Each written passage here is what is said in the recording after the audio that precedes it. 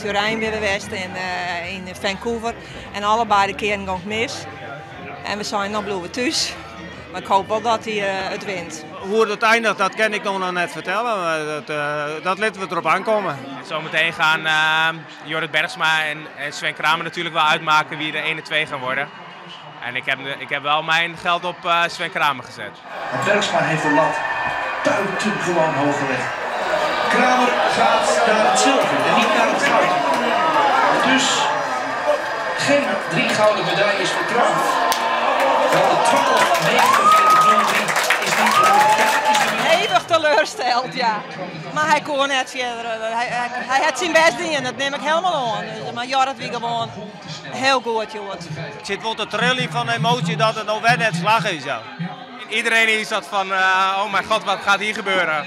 Ja, dan gebeurt dit.